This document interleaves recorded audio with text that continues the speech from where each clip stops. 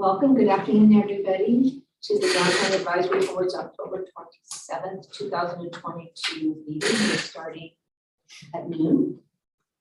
I would like to take roll call. Josh Kay. Kirk Sun. Here. Alan Pollock. Here. Charles Weathers. Here. Andre Robertson. Here. Chrissy Birch. Here. Jordan Truitt. Here. Roy McManus. First thing I want to do is amend the agenda for today before you do agenda approval. I would like to add as an action item, election of the Downtown Advisory Board Vice Chair. I am sitting here today as your leader, because Josh has a conflict and Linda Shioka accepted a council position, and she was our vice chair, which meant there was no vice chair for you to run the meeting today. So if everybody's okay with that, I'd like somebody to make a motion to approve adding this action item to this agenda. So moved. Thank you, Jordan. Second. Thank you, Alan. Now, with that amendment, is there a motion to approve the agenda?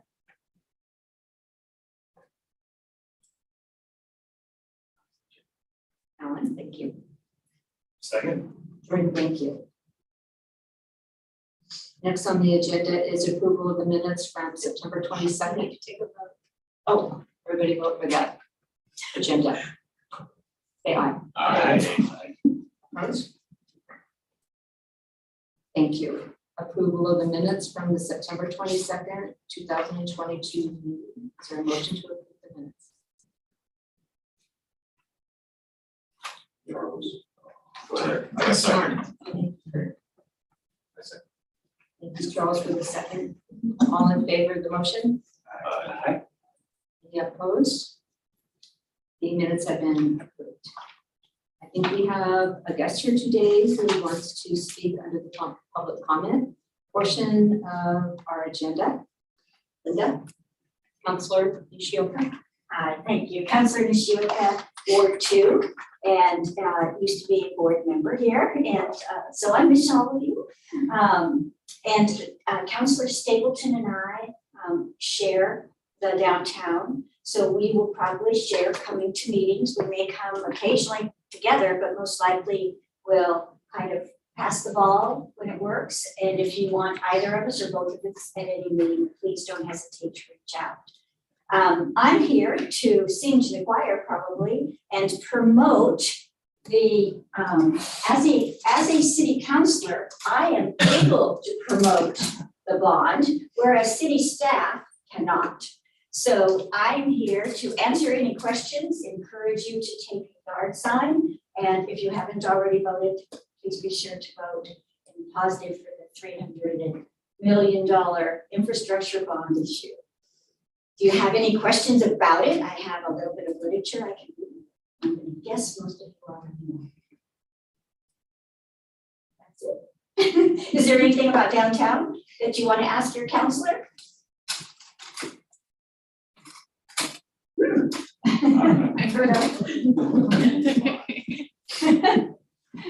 I think then I'm finished. That's your thing. Thank you. And you know you are welcome anytime to any meeting.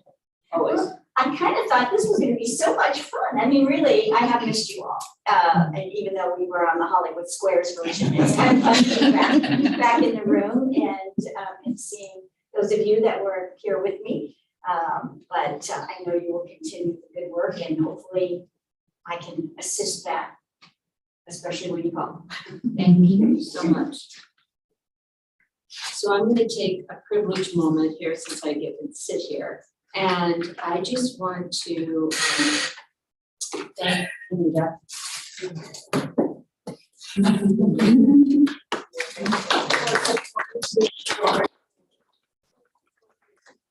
Being my right arm for all board stuff. Try not to get emotional. Yeah, anyway, I think a couple of you have experienced me when I was board members. I can get emotional, but I don't know what I would have done without you. Thank you so much.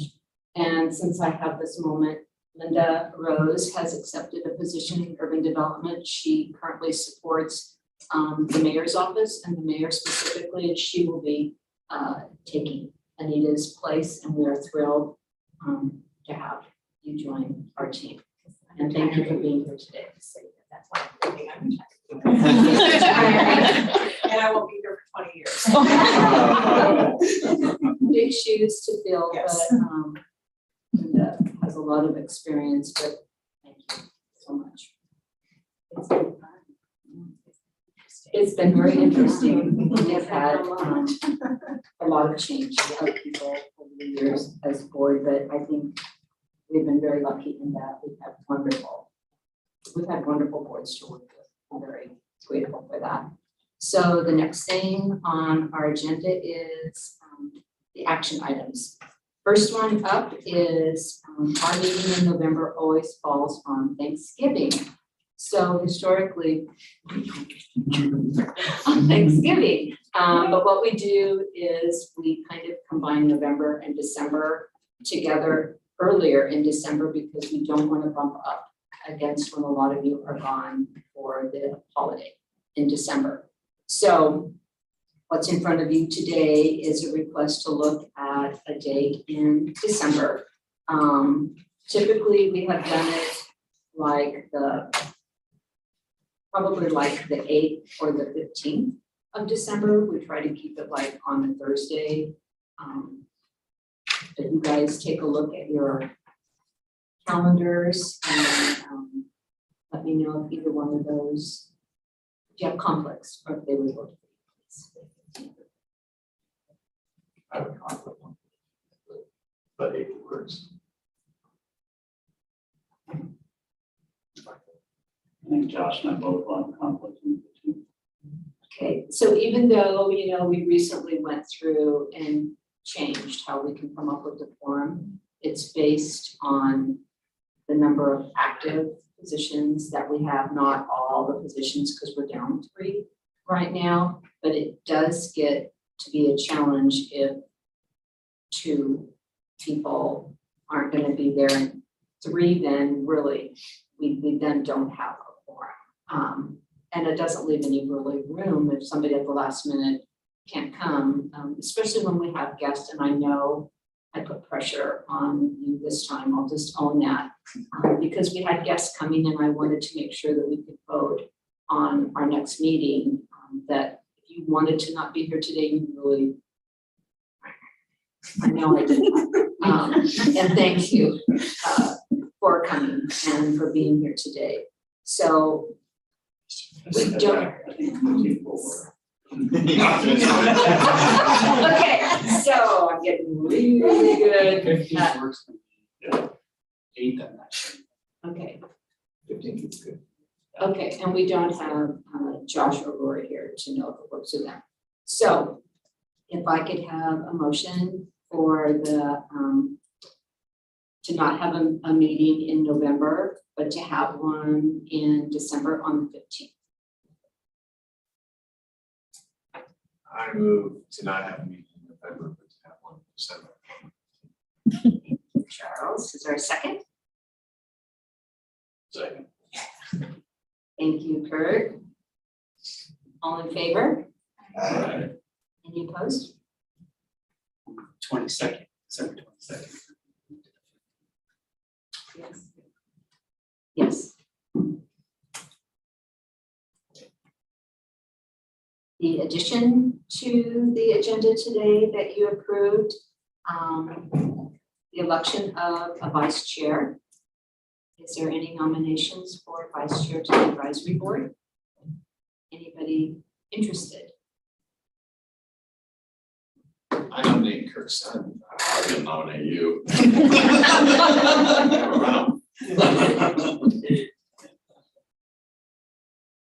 Are both of you interested in that? Charles has been here longer. I think he should probably take it.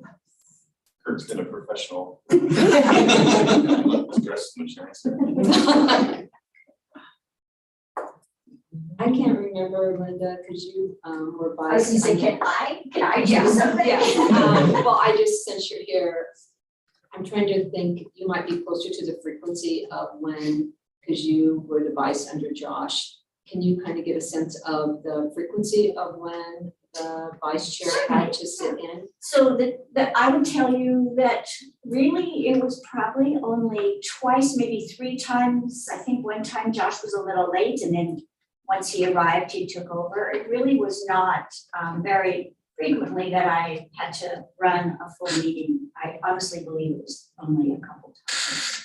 So as far as running the meeting, you will have Cherie and Linda's support as well, to help you through the process if you have any questions, which I did when I was going to take over. I just wanted to make sure I was doing everything right, but it wasn't very difficult to be the vice chair. So if that encourages you at all, I would suggest that either of you, I think either of you would be excellent. Does that help you? How much longer does Josh have on? Isn't his term coming to an end? His first term, but he indicated he wanted to be reappointed. So his first term ends December of this year, but he will be considered for reappointment for another 3 years. Does that help? But then it's the chair. That's true. Do you want me to? So it's chair election every year? Or Yes, has- yes. Yeah, actually chair election and vice chair. So I guess whoever has vice chair would really only have it for the December 15th meeting, and then we'll revisit it in January. That makes a difference. Trial run. Cherie, I think Cherie, he was just saying that he would be on the board again for the next 3 years, because you serve a 3-year term, but not chair. Yeah. That's Yeah, no, that's chair. why we were saying it would be January. And we would revisit the vice chair. So whoever today takes vice chair, it would be for December 15th meeting. One meeting. One meeting. So because I don't think I can make December 15th. I think the crowd goes there. Yeah, then, I'm sure. So is there a motion to nominate Charles to be vice chair? I make a motion to nominate you for vice chair for the Second. rest of this year. Thank you. All in favor? Any opposed? Thank you. Thank you, Charles. Now, as the vice chair, do you want me to switch places and run the rest of the meeting? Oh, Okay.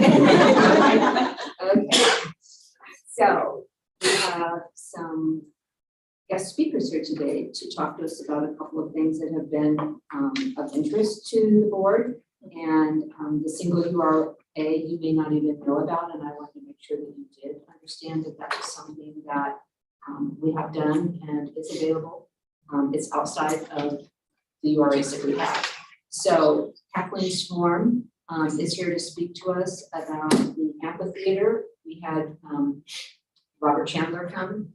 For those of you that were at the board at that time, the board was very interested and had lots of questions about bookings and who was going to be on point. And at that time, Robert Chandler indicated that he had gone out with an RFP and that they hadn't made a decision yet. Well, they ended up making a decision and they hired Kathleen. So she's a city of Salem staff person. And so I waited until now because I just knew this summer, being new in her position, that's the last thing she'd want to do is come and speak. But I'm hoping now that that's kind of behind us. You have a little downtime and we're thrilled to have you here today. But I will need you to come up here so that you're in the script.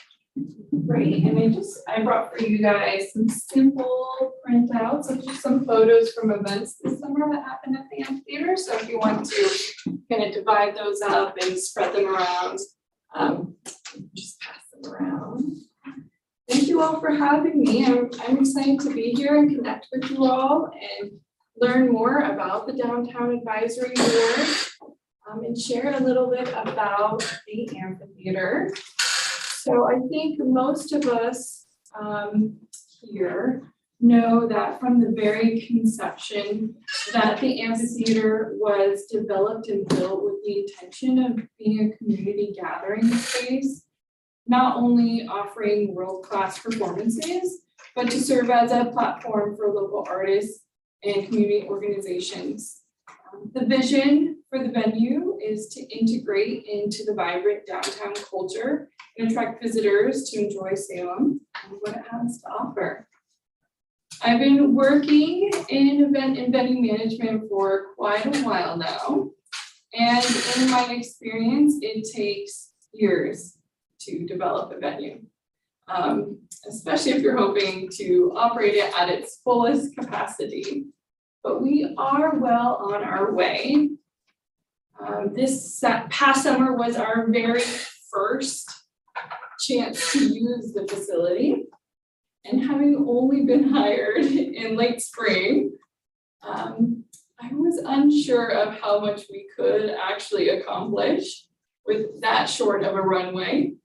But I'm happy to share that we hosted over 35 events. This was a combination of things, everything from private events for wedding receptions to major ticketed concerts with thousands of attendees. Just like many other city-owned facilities, event organizers can rent the facility, and they did, for things like yoga in the park, music festivals, comedy shows, and cultural celebrations. The city of Salem also utilizes the venue to provide community with free events, such as movies in the park and Capital Jam, which was our first music festival we kind of organized and put on ourselves, as well as First Friday concerts, which we put to align ourselves with the downtown effort that the Salem Artwork Walk makes on First Fridays. And we would kind of cap the end of all the downtown activity with a concert for everyone to enjoy. In the years to come, we look forward to bringing the big shows that we and everyone is excited to see. And to do that, we will be working with professional promotion and production companies who will add the venue to their routes for the different tours that they help bring throughout the United States and the world. We will also be strengthening our marketing and digital assets, so it's easy for people to get information about what's happening at the venue. And we constantly look to find ways to support local businesses, groups, artists, communities, and events. As a mother who raised her kiddo going down to Riverfront in the carousel and then walking through downtown to get hot cocoa and stop by the book bin to look at books, it is really exciting for me to be in this position and to use my years of experience in events and venues to support my community and do what I can to bring this vision to light. It's really fulfilling, as you can imagine. And I'm happy to be here and to answer any questions you have about the facility. So, does anybody have anything? Is there a schedule now that I haven't seen? I would have gone to yoga if I know. Right, yeah, there's not a schedule now that you can see. We are ramping up our webpage currently. So by early spring, we hope to have a really nice website with a full listing of events.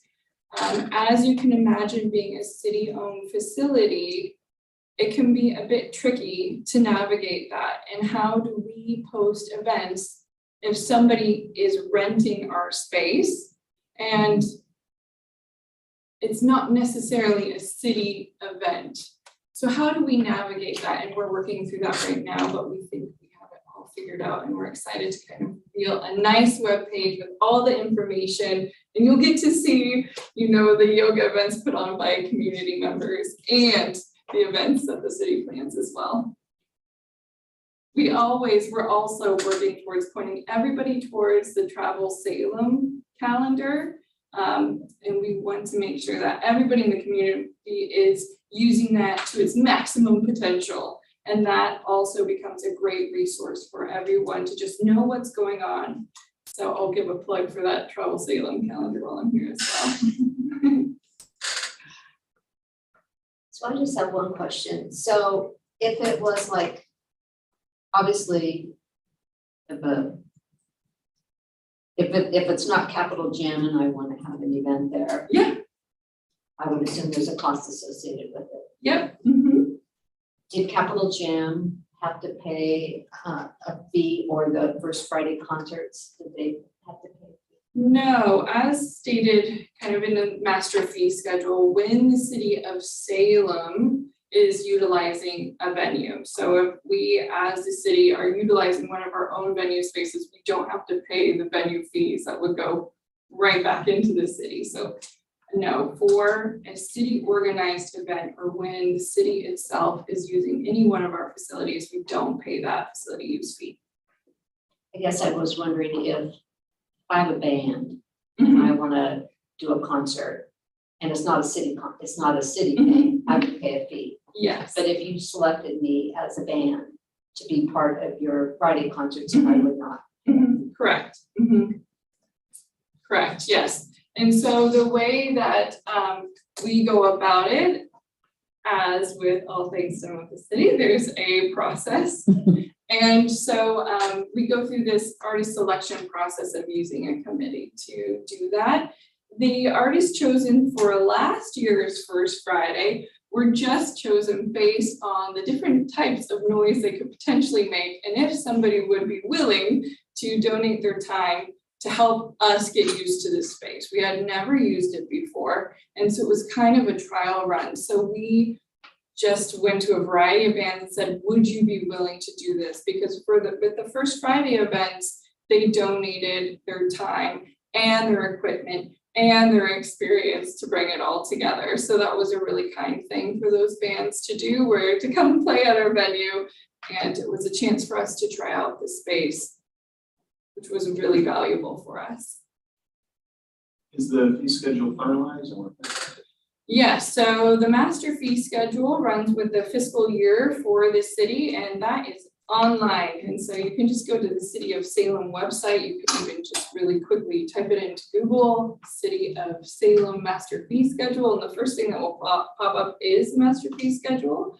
You can also find a really quick spreadsheet of it if you go to the City of Salem website and you just look at the Riverfront Park.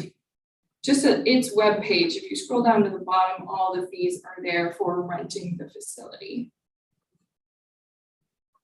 Does the revenues you drive through the theater go back into the theater's budget, or does it go back to the city? That's a great question. I am not fully versed yet on the world of accounting for the city, but it's my understanding that it goes into the general fund. That's my understanding, because it's just like all the other venues and facilities that the city has.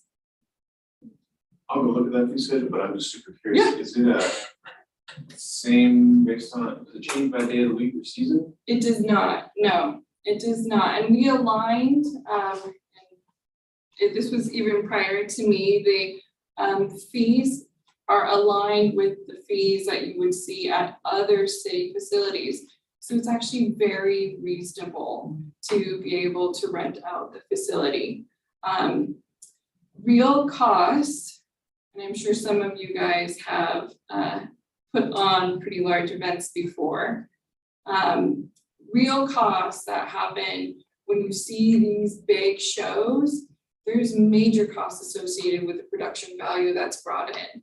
So that's where it can become, and we wanted to make it so our community events could use the space And then also these other production and promotion companies could use the space. So when you look at the fees, it will be somewhat aligned with using other spaces that the city has available. When you say production cost, is that for private? Yeah, so when somebody uses the space, if you go and you are sitting at a concert and you're watching a major concert and has major production value there, there's huge costs associated with that. So whoever's putting on that big event for you, which is usually, it's not, when the city puts on a major event, we're not going to be able to do it like the pros can do it, where we're going to have all these crazy lights and like some of these you can see a big LED screen. We're not going to be able to do that. So what I'm saying is when somebody comes in and uses our facility, they're investing into that facility to put on that amazing show. So when you look at the fees and it's something like, going to round up a little bit and say like $3,000 to rent the entire facility for one day, which is a reasonable cost, very reasonable and accessible. You can't look at it and say, oh, these production companies are getting a great deal and it's super easy for anybody to come in and use this facility. When you're bringing a major concert in, you're getting tens, if not hundreds of thousands of dollars invested into the production in the artists that are coming to bring these shows to downtown. So there is a way, and I think that the fees are pretty aligned to be able to be like, okay, this is a great facility for the use of a community event. People putting on a community event can still afford to use this space, and we are allowing major productions to move in, knowing that they're investing a lot of money to be able to bring that show in to our space. So there's a nice balance there of lowering the barriers for everyone to make an attractive space for all these different types of events that can happen.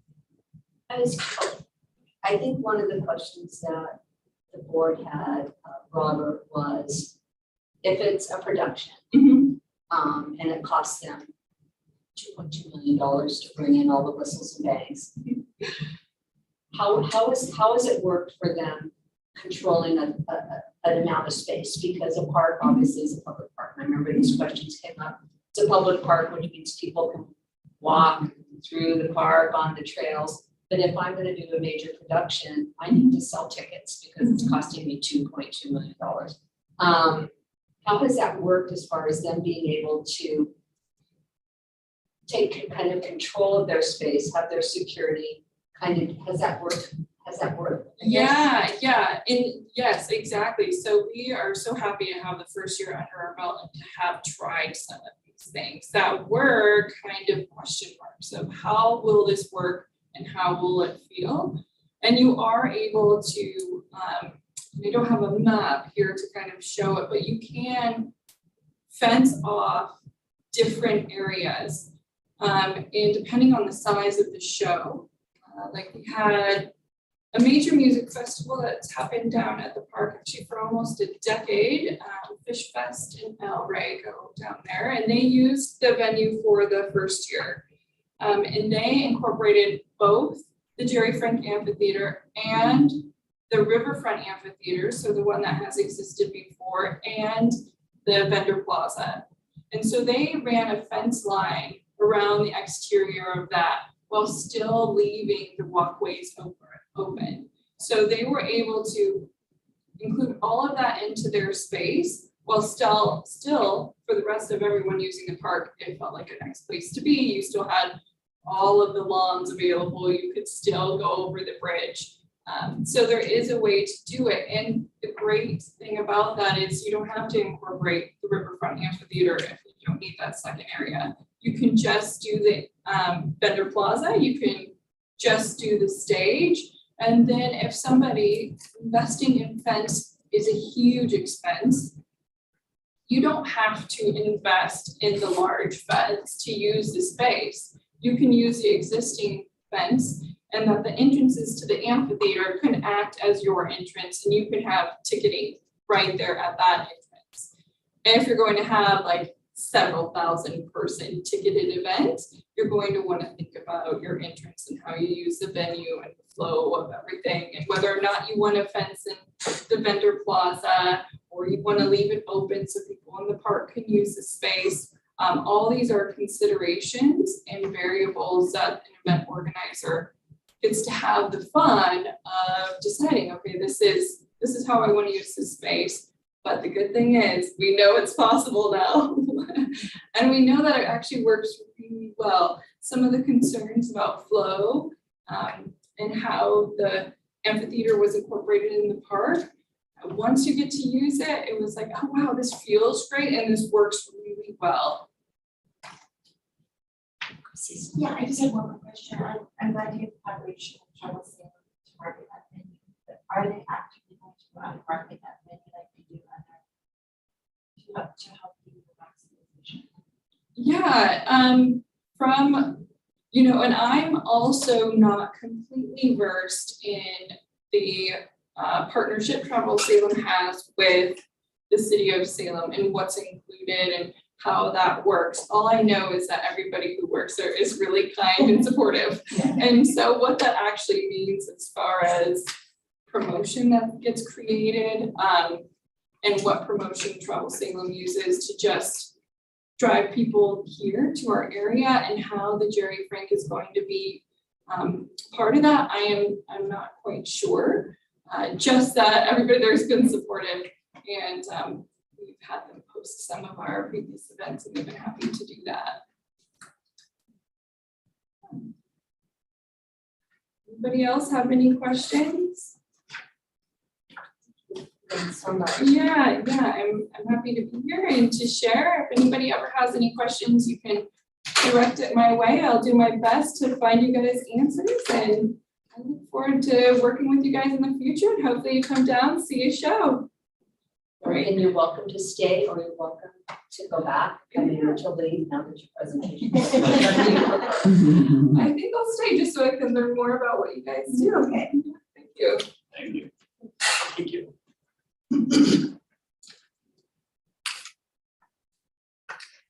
So, Sarah. Alan's already looking at me, so I'm just gonna start walking. I know this half of the board,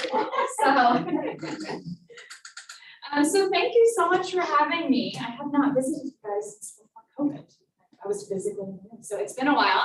For those of you who I haven't had the pleasure of meeting, side of the board over here, I'm Sarah Long, and I'm a project manager here with the Urban Development Department. I've been here for about 13 or 14 years, I've lost track. I actually spent my first couple of years working with this board and in downtown, so it's always nice to come back and chat with everybody. But I was asked to come today because the city has created sort of this new program tied to urban renewals, and we want to make sure that everyone's kind of aware of what they are and how they do and don't kind of interact with our existing urban renewal areas. And so as you're aware, we have several very large urban renewal areas in the city, including right here at Riverfront. But back in 2020, the city actually approved its very first, what we're calling a single property urban renewal area. So it's not acres and acres like these, it's literally a single property with the intent of a single development. And in this case, it was the Jory Apartments, and it was tied to affordable housing. So as you're all aware, one of the council goals is more affordable housing in the city. And so one of the questions over the last few years has been, what other tools can we find? And obviously, if you're within an urban renewal area, we have lots of different programs and grants where we can tie it to affordable housing. But once you get outside of them, it becomes a little bit more limited.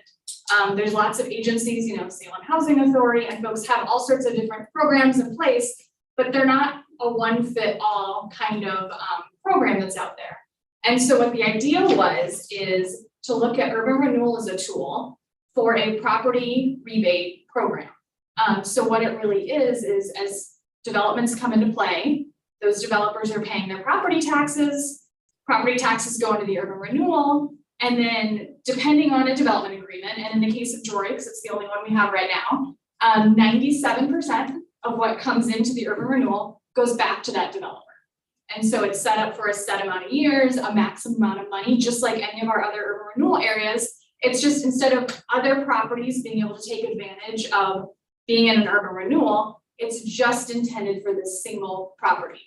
And so that happened in 2020. And what started happening really right after the first of this year, I would say starting in late February, over the course of about 3 weeks, I had 4 different developers reach out to me and say, hey, we want to do the same thing. That's awesome. We don't really have a program. It was a one-time deal.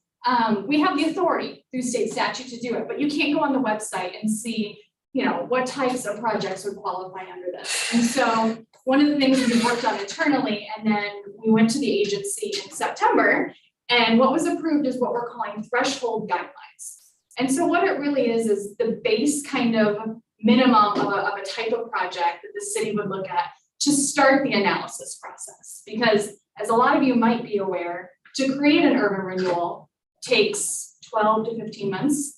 And there's a lot of financial work that goes into it. We have to bring some consultants in to do that kind of work. We have 5, 6 different public meetings, so it's not a quick process. And so what we wanted to do is be a little bit more transparent with developers so that they knew, one, what the expectations were. If you're interested, you need to meet these thresholds. And at the same time, it just makes it easier for our counselors, for staff, for everyone, because there's the same set for everyone. No one's treated differently, no developer's treated differently. If you qualify, we'll start working with you. And so the way that it's set up right now is these single property urban renewals are specifically for affordable housing. And the affordable housing matrix is 15% or 20 units, whichever is greater.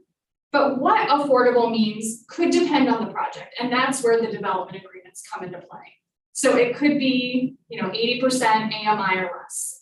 It could be tied to not increasing rent over a certain threshold beyond what the market is saying.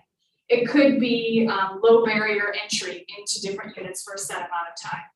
So those are things that we work out kind of as a development agreement. But the process itself is really, if you meet, you're in the city, you've got affordable housing, you're looking at meeting that 15% or 20 units, and you have a development concept, then we can kind of start working with you. And we start looking at what is that final value of your property and your project going to be when it's done. And then we can start to figure out what could that rebate look like over time. Is that going to work for your project? Is it not going to work for your project? We're using baselines of about 15 rebates, so that's 15 years. Is that something that's tangible? And so, we spend months going through this process. If everything looks like we think it's all going to work, then we start a process of actually creating that new urban renewal. So it's creating the plan, it's creating the report, just like, everything is used here.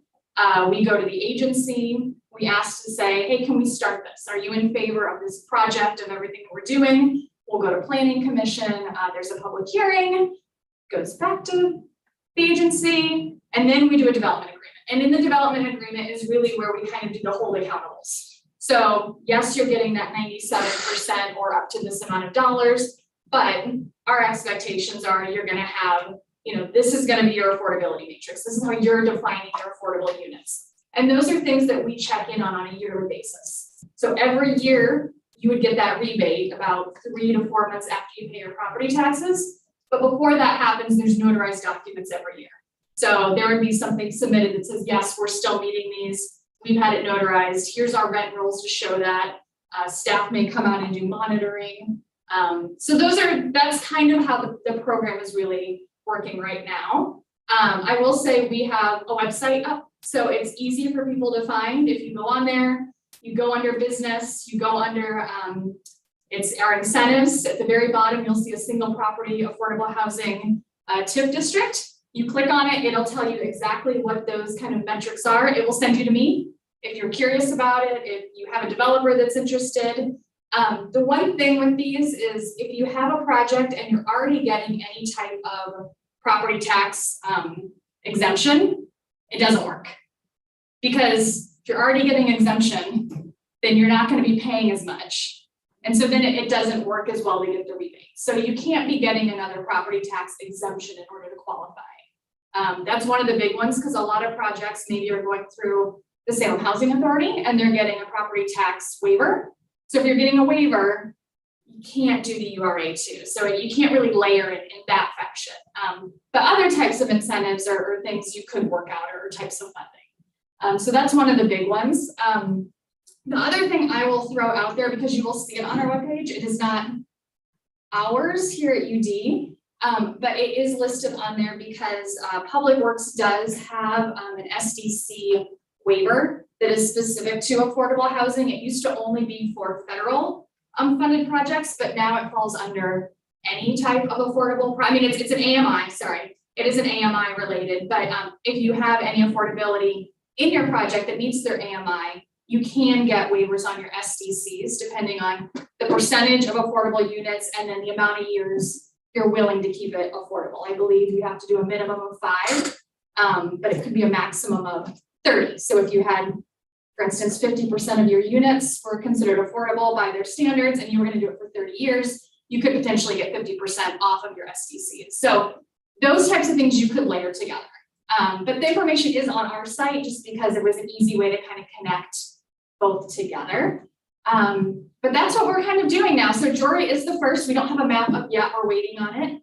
I've been working with other folks, but you know, it's open to anyone who has a project and they're looking for maybe some other types of, you know, incentives that are out there. Maybe they haven't found the right package or the right option.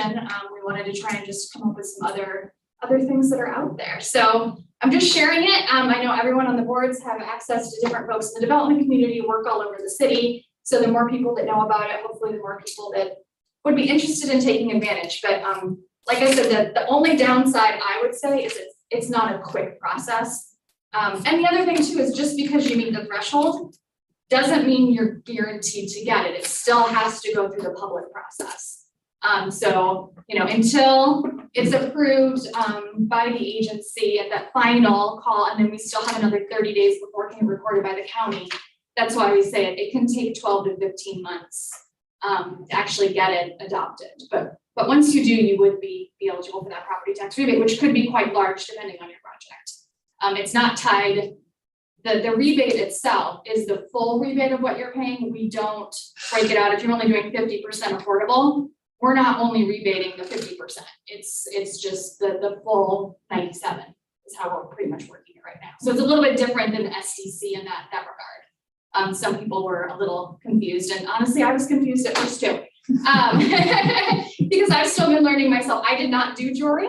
I took it over in the spring, so I've been learning myself. But that's the big thing is if only 30% of your project is affordable, we're not only doing analysis on that 30%. We're saying, listen, you're meeting what we're saying is our minimum, so we're looking at your property tax for your entire project because you're making affordable units, you're integrating it in a way that, you know, our community needs right now, and we want to, you know, help incentivize that and keep those units affordable. So that's what I got. Do you have any questions? Ooh, I do. Awesome. I understand it takes a long time, lots of analysis, submission, the whole process. You do planning commission in there once, the Yes. agency board. Yes. Who has to say yes? Okay, so the first yes is the agency. So what we do is we would go to the agency with a staff report and we would say, we have a potential single URA, and it would meet all the threshold guidelines.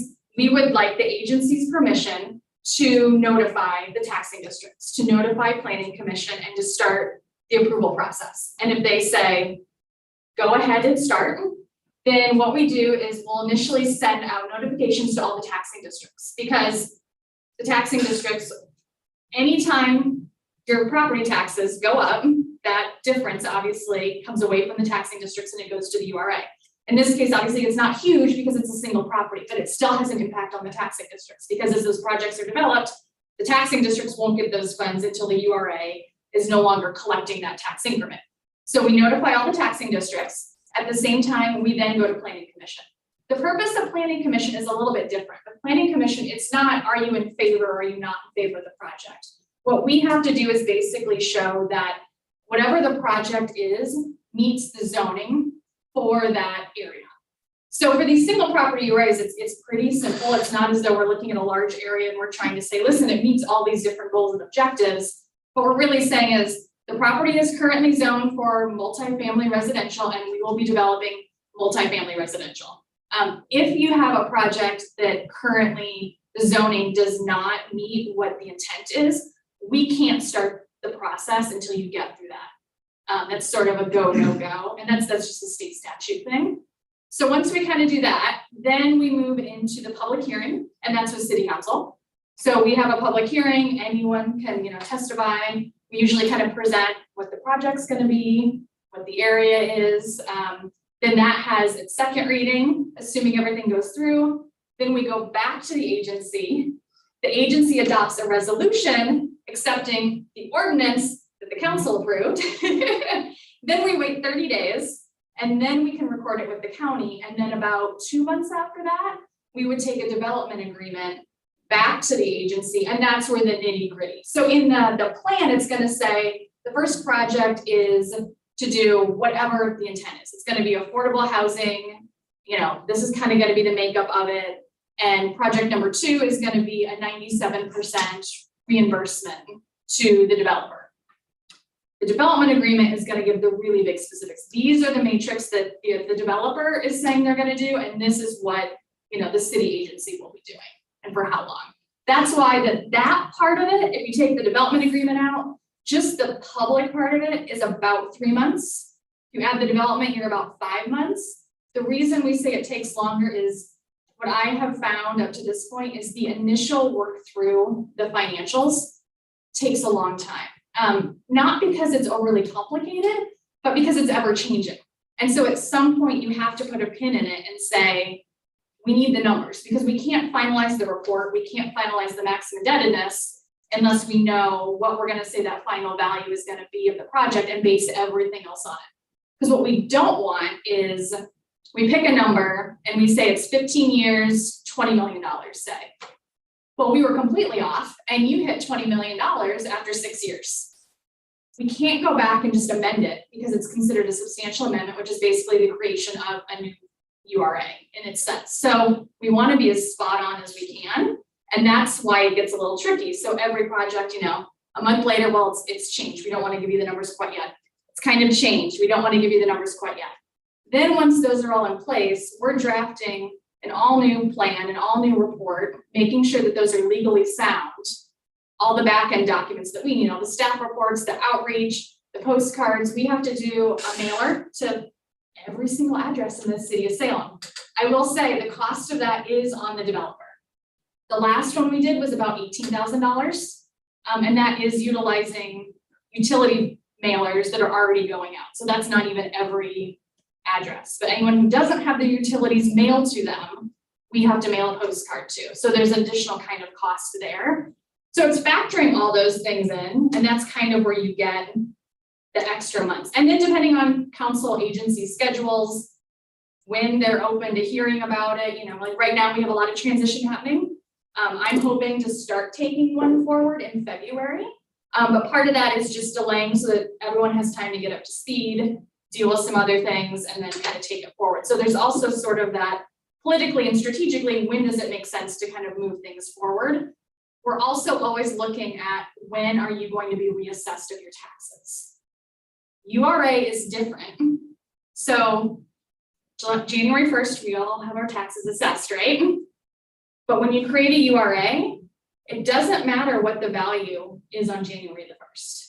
It matters what the publicly available tax information is.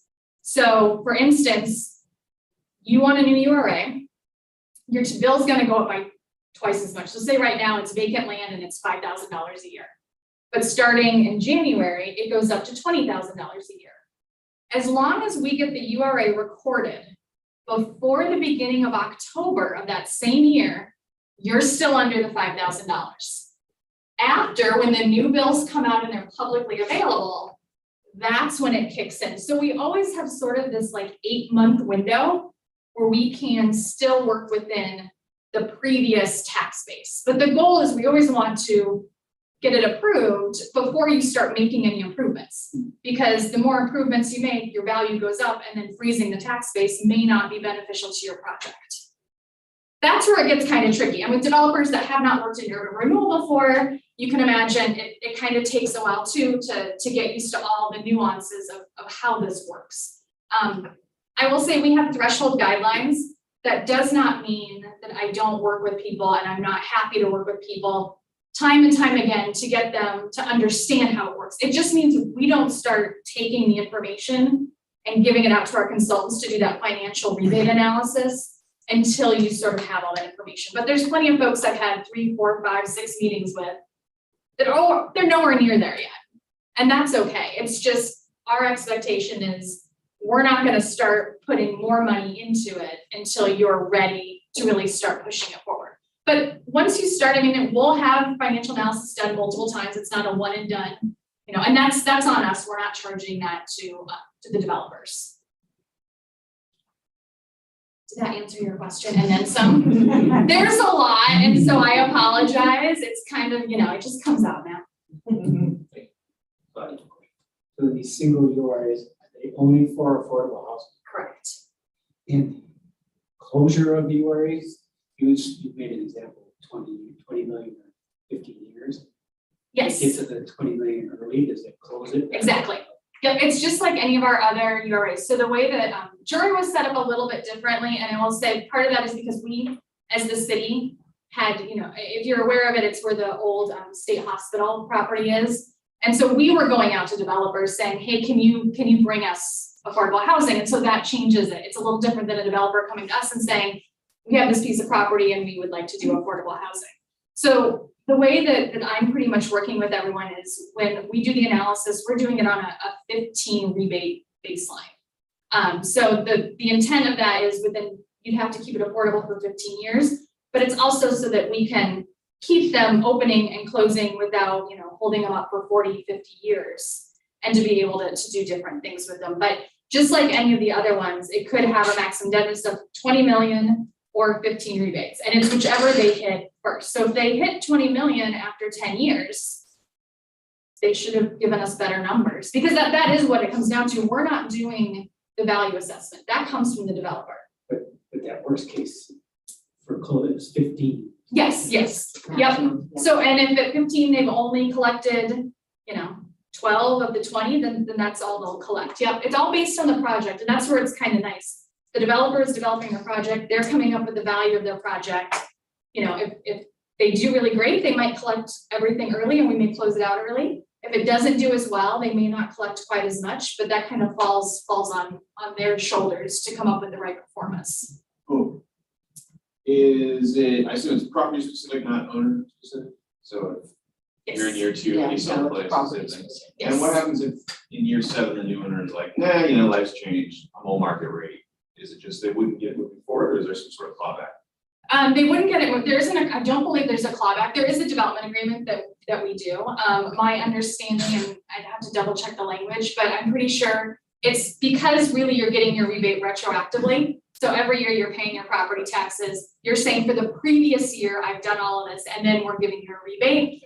We would just pretty much, my understanding, and I would have to legal, so don't hold me to it. It would become a null and void development agreement, and we would close out the URA. But I would double check with legal, but I haven't seen anything, but like I said, we've only done one. So those are lots of questions I throw out there to make sure that we're, but yes, everything's retroactively done. So it does protect sort of the city in that respect, because you would pay your property taxes in October. We would be collecting documents sort of in those next couple of months, and we don't actually issue the rebate until after February the 28th.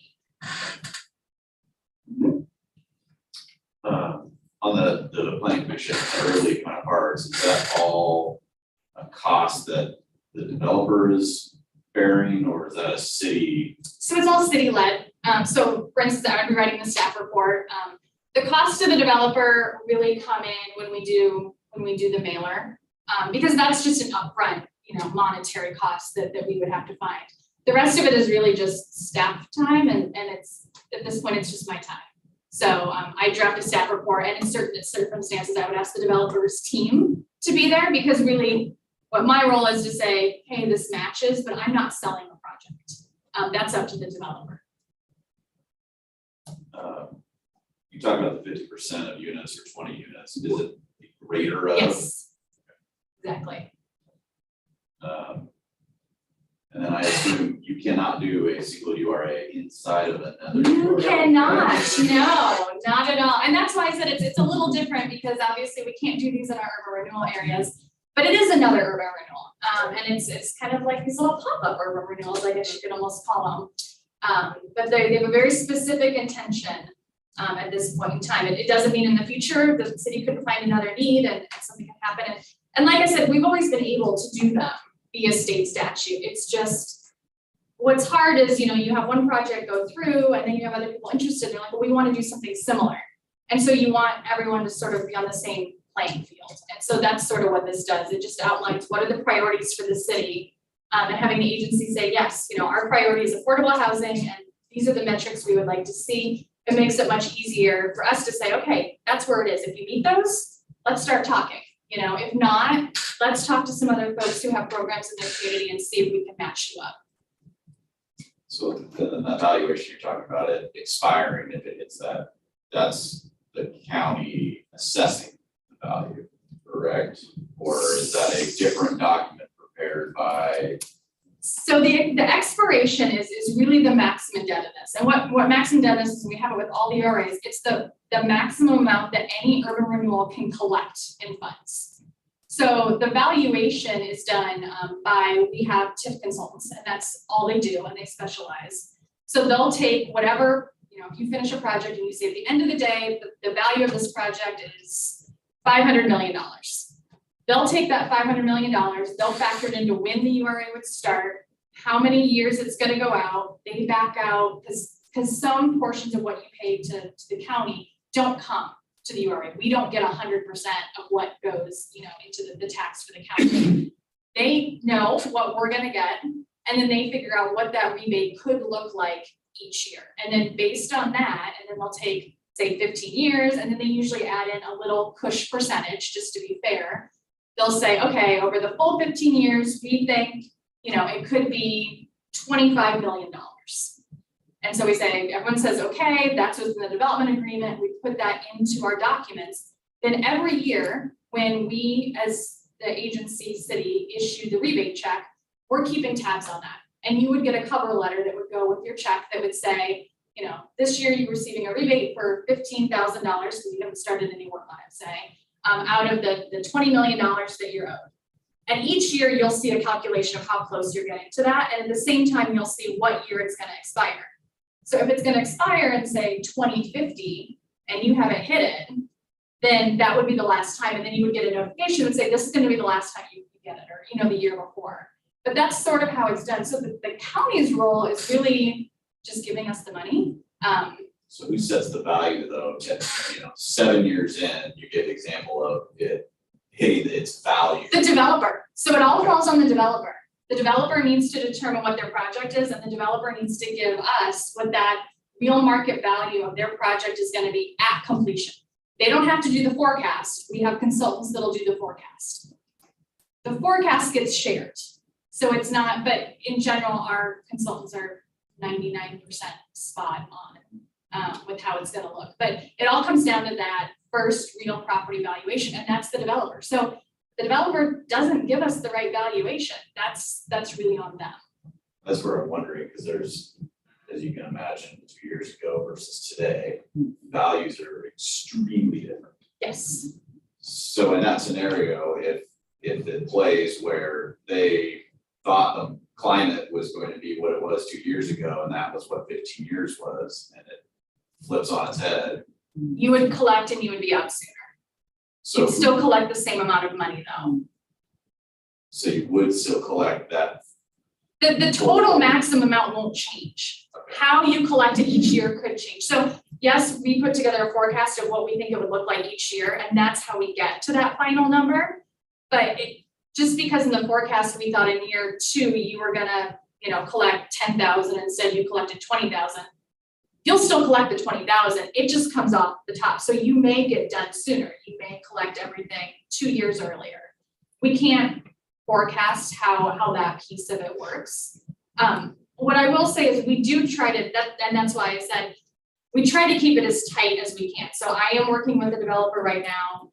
For instance, I'm hoping to have their numbers in November, and we're hoping to start their public process in February and have them potentially wrapped up in April, May kind of timeframe.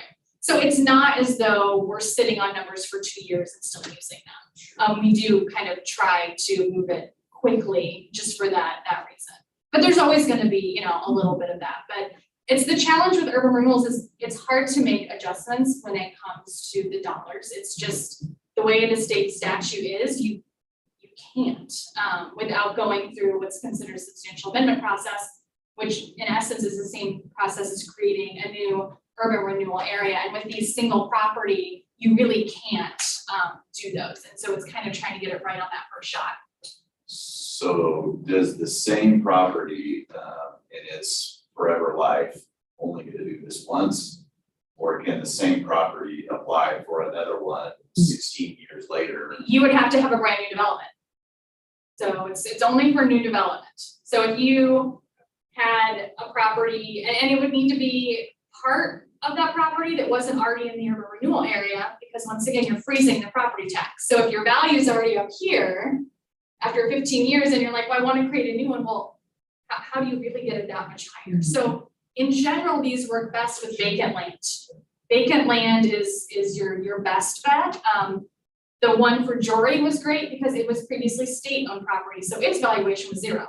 So it made it much easier to start that process. But that's how I say it's really intended for new, because anything else you're not going to get the value where it makes sense for this type of a tool. And so it's a very specific tool for a very specific type of development, for sure. And that's why we're trying to find those different niches where we can try and plug people in to kind of spread out the affordable housing within the city.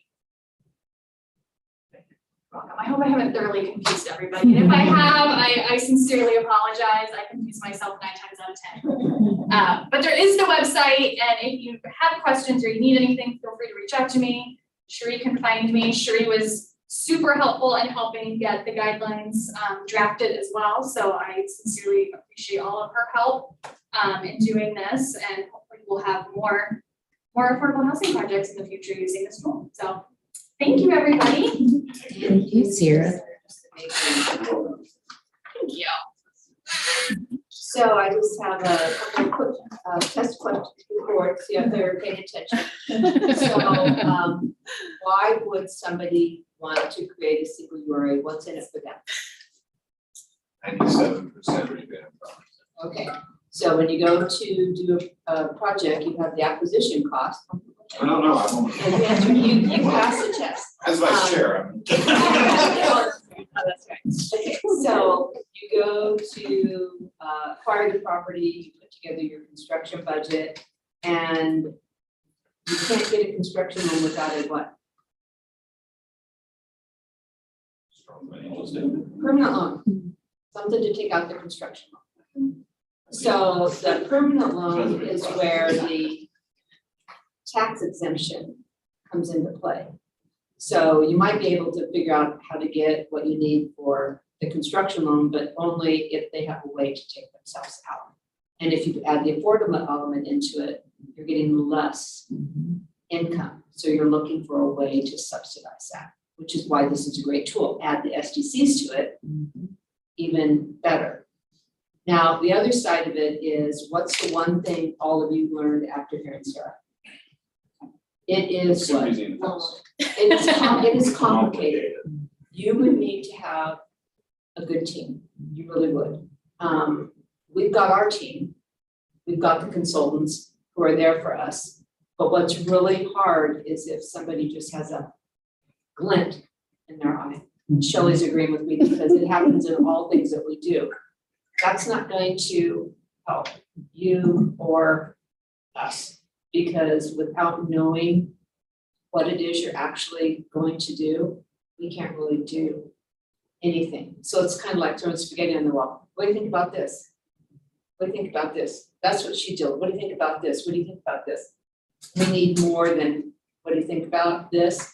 And so we keep recommending to people, if you're thinking of something, go and have a pre-app. Go and figure out if what you're thinking you want to do on that location, it makes sense to you, get the right team. So for me, after hearing you, Sarah, it's like, are you kidding me? Unless I had a good team and experience, I'm not sure that it would be something I'd want to do, but if I did, then I think I would really want to consider it, because what great tools, especially when we're so limited in our URAs, we only have a few of them where this can go any place. So that's, but it's a tool for the permanent side. It's a tool to make sense of your income and expense once it's built. So Kirk, your question on the value piece, because I just want to make sure, because we're all learning on this. So Sarah, the example you gave was no matter what, you would get whatever you said the value was. If I say, based on everything that I know, I'm going to have a $40 million value, and that's based on cap rates of the most what, and that just isn't the case. It's no fault of anybody, but over the years, the cap rate goes up, and everything just goes sideways, and so the county isn't billing me at the level that I thought to meet that end game of having that rebate. So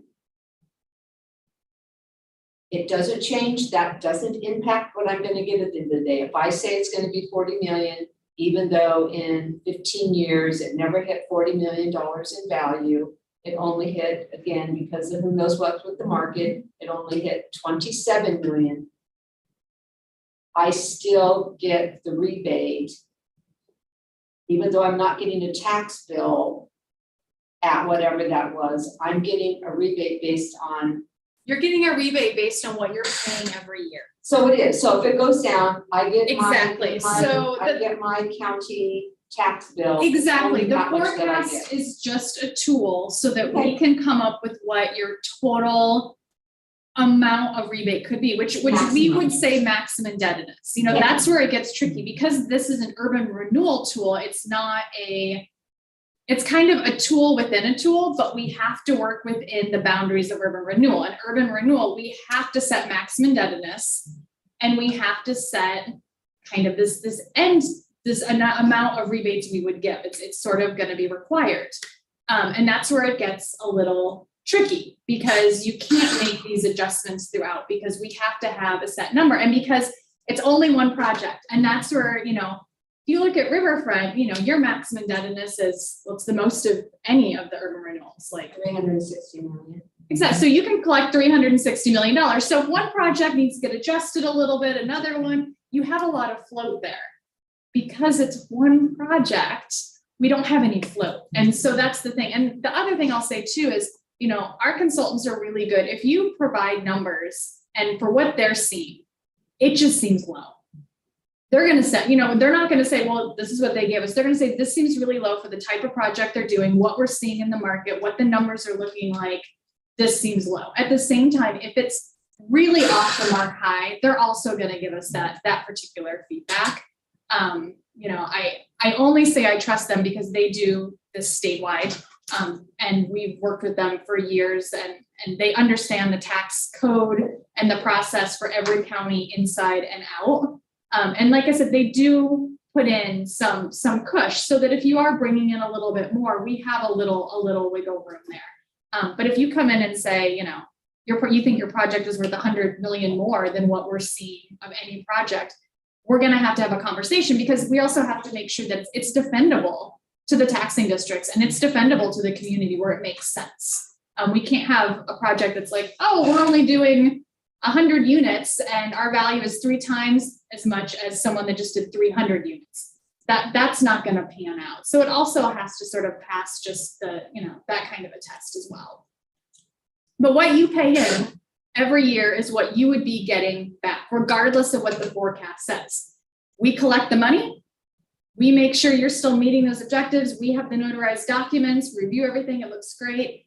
You know, like I said, what we're looking at right now is sort of a 3% administrative fee because there are costs every year. Whether it's for the budgets, whether it's for the monitoring, whether it's, you know, for all the reporting that we're doing. And then we issue that back to you. So it's really, from the financial standpoint, it's can a project pay it out and know they're not going to get that back for what could be 4 or 5 months. And that's where the tricky thing comes in. You have to be able to cover that until you get that payment back. So some projects this doesn't work for because they just don't have the upfront capital to make it work. But at the end of the day, you would get 97%, for instance, on everything that you're paying until you either hit that maximum golden number or you hit that year, one or the other. And ideally it would happen around the same time. And then it would know that all of our analysis was perfect. But, you know, in this market, it's hard to do that. So it's a max, but your rebate that you're getting may be less because your value doesn't go up. You haven't paid it out, so you're not really getting, like you were throwing in there, you're not getting at the end of the 15 years, it's like, well, you didn't hit that, No. so here's an extra million. No, you're just getting what's going either way. Right. So after, if you had 15 and your max was 20, but you only ended up paying in 15 million, well, you're only gonna get that 97% of that 15 million. You're not gonna be able to keep collecting. But at the same time, if you reach, and that's why we have kind of both in there, if you reach the 20 million at year 12, you're not gonna be able to collect for another 3 years. We would close you out. So reaching that 20 million value, if you don't believe it's actually worth that, then you have to go through the process with the county to challenge the evaluation of it. No, that's really just between our consultants, the development team, and making sure it's a true value. People are getting confused, just saying the value of the rebate, not the value of the property. Yeah, I'm It's saying, it's what you say. So here, I'm gonna go to the whiteboard. But if you're This getting is too 97% back. This is just guess what? getting It's too worth hard it. for You get your me. money back, you didn't. I'm gonna turn into Cherie here. You are gonna Start try, I'm trading saying, oh things. my God, you turned into me after such a visual. I'm a visual person and I have a photographic memory, so we're gonna call it easier. So we're gonna say, It's actually, it's negligible difference, I think. Whether you get it in 12 years or 15 years, you still got back, kind of like a grant. Right? They say you're gonna get $12 million of taxes refunded. It is a rebate. Yeah. That's what it is. But who cares if the property's worth $100 million if your taxes are, you got your $12 million of Yeah. taxes? so we're gonna say, you told me that when your project is done, it's gonna be worth $100 million. And that is maximum. No, no, this is just what everything's based on. So this is our baseline. This is what we need to start any process. So I'll say, okay, great. So what I will tell our developer is we're basing it on, we're looking at, 15 rebates. And we think the rebates, your project's gonna be complete. We're gonna start those rebates when you're paying sort of that full amount. We don't want you to lose out and be paying $1,000 and that counts as one of your rebates. So we think your rebates are gonna start in 2025. So what they'll do is a full analysis and they'll say, okay, in 2025, we think they're gonna pay $50,000. And out of that $50,000, the URA, once we take everything, they're gonna get $40,000. These numbers are terrible, by the way. URA, we're gonna keep 3%. Developer, you're gonna get 97%. I don't do math. We're gonna say you got $38,000 that year. And what you're gonna see is every year it's gonna happen. So 2026, 2027, 2020, it's gonna go through 15. At the end of 15, we're gonna have a total amount that's gonna equal, whatever, $20 million, which it will not because these numbers would not add up to that. It's gonna say $20 million, or we're gonna be at the year 2040. They may throw in, once again, like I said, a small 5, I forget what percentage they try to use, but they do use sort of a cushion as to where they're seeing some adjustments. So say they make it 25 million. And then 2040. So you get, hey, you built a good project. I will say most of the developers I'm looking at, we are playing in these numbers. So they are very, it is very worth it if you can do it. So we say, this is all you can do. So in your agreement, you're gonna say the max amount you can collect is 25 million. Or you can get 15 rebates and it's gonna end in 2040. Year one, you don't pay, say you don't get, you don't end up paying 50, you end up only paying 40, you end up getting less. So in 2025, you only end up collecting and getting a rebate of, say, $25,000. That's okay. 2026, things are better, you end up actually collecting when the 97 million is done, you get, $1 million. That's fine.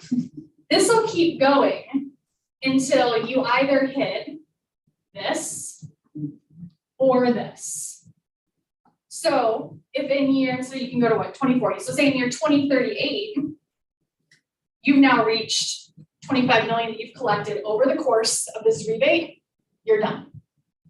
Or you get to 2040, it's your last payment, that's it no matter what, but you only ended up paying in and therefore collecting 20 million, that's it. So that's why I say the biggest part of all of this is the developer really knowing what the value of their property and their project is gonna be when it's done. And so sometimes we do push these out, and that's why once you start, it's not like you need to tell me within 6 months or else we're closing you out. We could end up talking to you for 2 years. I mean, it's just the way that it happens because we don't wanna lock down anything until because it could hurt you at the end of the day and it can hurt the project. So your 2025 example, is that negotiable? Like, where in that? Not mean- really. I mean, and what I will say is we will give you very, very specific breakdown of exactly how we come up with that number. Okay. Everything from, is compression part of this, what's coming out of it? Right. We make, we're assuming you're paying everything on time, but that discount that you receive for paying on time, you don't receive the full discount when you're actually getting the payout. So there's some weirdnesses in the back of the tax code that we will go through with you so you fully can understand where we're coming up with this. So that it's not a matter of negotiation, it's just everyone understanding how we're coming up with that number. But we work through that, and we'll bring our consultants in if we need to, we'll go over it. I've gone over it multiple times with the same folks because it's like, well, here's new numbers. I was like, okay, we need to back this out, and that's fine. We want to make sure everyone understands it because it's your project at the end of the day. Sorry, I messed up your board. No, leave it, that's Yeah. fine, thank you so much. I'm gonna go sit back down again. You don't have to stay either if you want to leave. Oh, no, it's fine. I'm getting my steps in, I like it. Okay. Any more, I have no more test questions, sorry. Won't you be glad that I'm not here anymore with these test questions and my golden ticket? Okay, no more questions for Sarah, right? Okay, so the last thing we have was, and this will just be an ongoing conversation. You guys responded to the survey to help inform me as to what topics were of most interest to you. And thank you so much for responding to the survey. So this is the results of your input. So basically, homelessness. And again, as we move into the future, I will be asking you what part of homelessness, what is of most interest to you, because we have been having Gretchen on a regular basis to update us. She just came recently to talk about the SOS team. Do you want to talk about that piece, citywide piece? Do you want to talk about, our funds, URA funds, typically nonprofits are not eligible for our grant programs. With that said, though, we have made exceptions where we have had URA money go to UGM. We've had riverfront money go to Arches. We've had riverfront money go to Arches to get storage lockers for homeless. So just know that I'll be coming back to you with that one because that was what came out as most important to all of you to see how best and what you want me to do as far as working with you on that topic. And so the second one was grants. And again, you've been very supportive each year during the budget process. When I come in and say, let's make sure we have enough money in that budget line item that if Kenny's wanted to do something and we could be a tool for them, or Liberty Plaza or Salem Center or the former TJ Maxx or the Pit. We've always kind of made a commitment to, we wanted to be able to have money to meet that developer and get things going on those sites that are right now kind of a blight to downtown. I certainly owe you the grants that we've done, activity as far as what projects have received what grants. And I will bring that back, and then you can tell me the frequency at which you would like to receive that. Project updates, that's when I have Michael come from Public Works, because he's our project manager for Streetscape. He's our project manager for the Union Street Bike Friendly project. He's a project manager for the conversion of Court to two-way. So I've been doing that at least once a quarter, but we get in to talk about if you want more, then we'll do those more often. Building conditions, that's kind of a new one. So I'm interested in talking to you about what that means to you and what you're thinking the role of the board could be. We certainly market all of our grant programs. We just recently kind of went door to door doing another inventory of where businesses were, where vacancy was. At that time, I had staff also take a look at the condition. You know, is it clean? Does it need an awning? Does it need something? So we'll be kicking out letters to all those properties. We won't do it. Because you just bought yours and so it's not looking great. But again, you know, this will kind of be a work plan or a tool that we'll be talking about how best this board can influence these things that you've identified are high priorities to you. Is that kind of in line with what you thought doing this and giving me this information would lead me to say today? Because if I'm off, you guys know me well enough, tell me if you were thinking it would mean something else to me. That good? Would you use it that way? Okay, great. Not kind of feeling like Josh.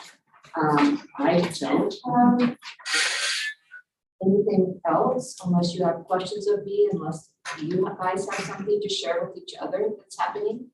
Question about the last attachment, the Parkdale monthly report. Yes. Is this the city's fiscal year percentage of year to date, not calendar year to date, right? That's 37% funded. Yes, it's fiscal year. I do those for you. Okay. Super secret behind the scenes. I've done it for like 13 years. I just never stopped. Sarah started out in parking with me, and so just so that you know, there's some things that she doesn't get to lose, even though she wants to. She was on point for replacing and putting in the new technology that was done throughout the city. So she will be kind of our point person if in fact we get direction from the board with pay on street parking in downtown. She's the one that has been working with me to evaluate and kind of keep up to date on what that might mean to us. And of course, this board, we've already talked about, it would not be unheard of, or if that was going to move forward, that the cost for the equipment would come from Riverfront.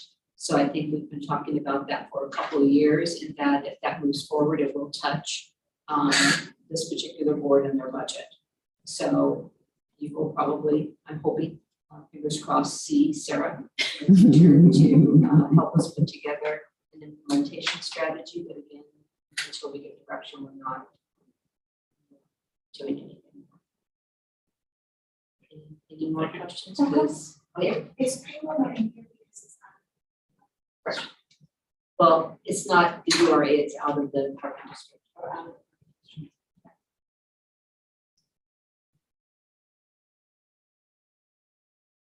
Anybody need anything from me? Getting what you need. Wishing you a happy Thanksgiving right now. Next month, look forward to seeing you in person again. Just So happy. For those of you who want to be remote, I don't want to like be disrespectful, but so happy, so happy. Anyway, Josh isn't here, but we are indeed a little ahead of schedule. So, adjourned.